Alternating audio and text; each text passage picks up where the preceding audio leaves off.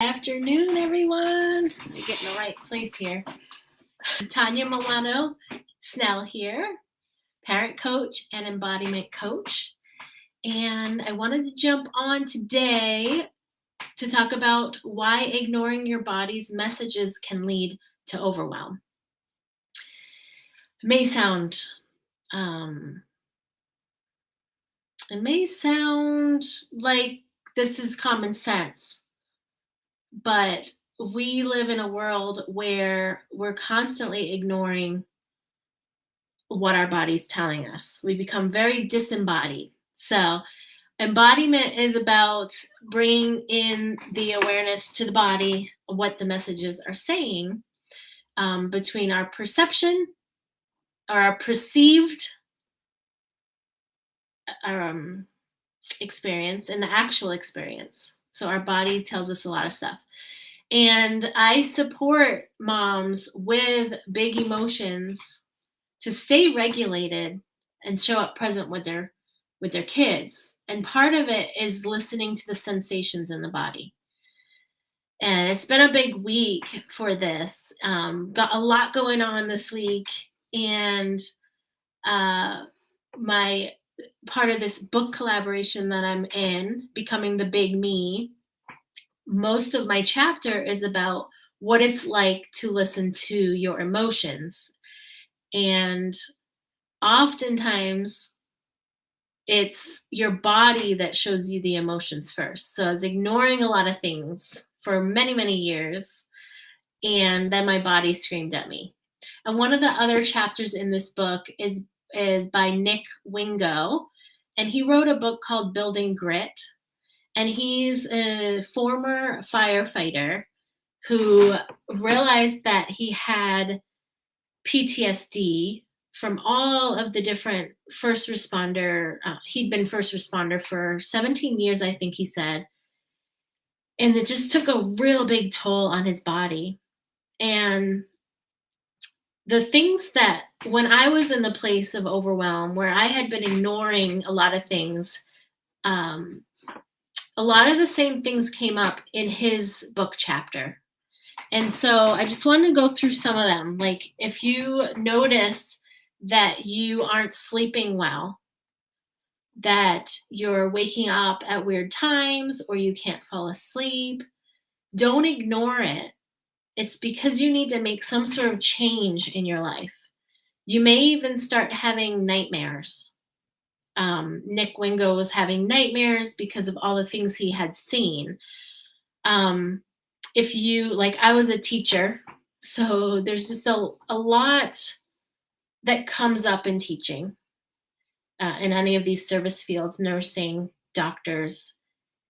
If you don't process the stuff that is coming up, a lot of emotions come up with the kiddos, then it might start affecting your sleep, and it might actually start affecting your dreams, your nightmares, anxiety dreams, and things like that. So listen to those messages.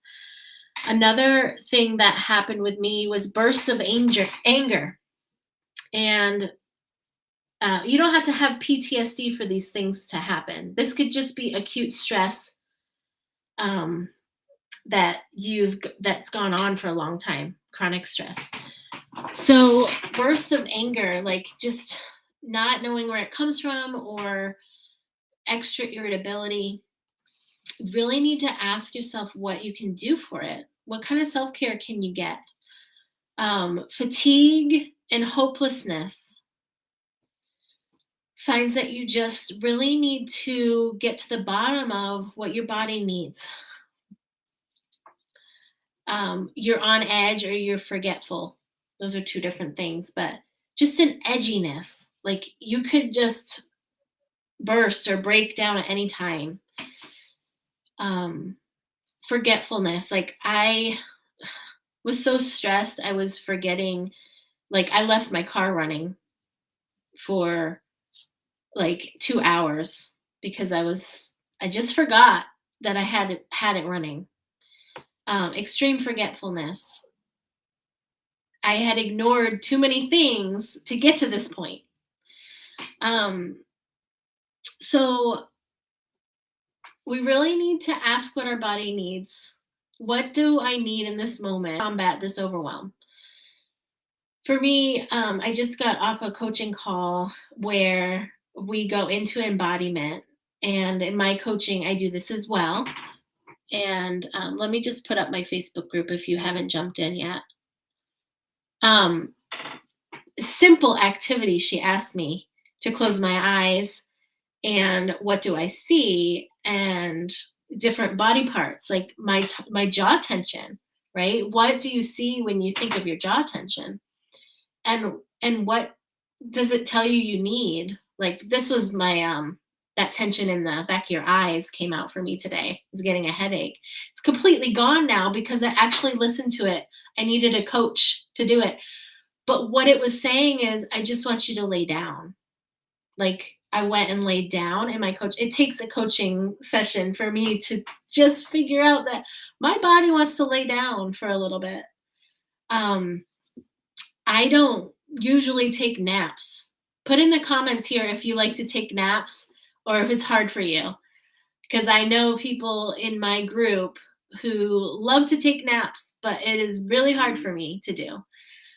But I just got homework from my coach. It's going to be something I'm going to do. Lay down in the middle of the day, listen to my body, and try it out. So I'm excited to do that. So, my message today is that when you have something that's popping up in your body, tension, sleeplessness, fatigue, ask it. If you, I mean, close your eyes, sit with it for a little bit, really feel it. It's my hip. Really, I get this a lot. Hip pain. What does it need? Right? For me, yoga, breathing, a walk in nature, a hot bath, those are the kind of things that I need for self care. But what do you need to take care of yourself? You really have to sit with it. And if coaching is something that will help you to take care of yourself, then come coach with me because I will ask you the hard questions. I will get you to the place where you can figure it out what it is you need to. And I will give you homework if that's what you need, because that's what I need. I need someone to give me homework. But if you just want to jump in my Facebook group, Reactive to Relax Self-Care Without the Mama Guilt, there are tons of self-care activities in there. And the 90-day challenge to start putting yourself first. And so you can listen to your body again. We become so disembodied. We're in our mind all the time that doing the work where you sit and listen to different body parts may sound completely ridiculous and foreign to you. So jump in my Facebook group if this is something you want to work on, your mindfulness, your body awareness. And have a great weekend, everybody.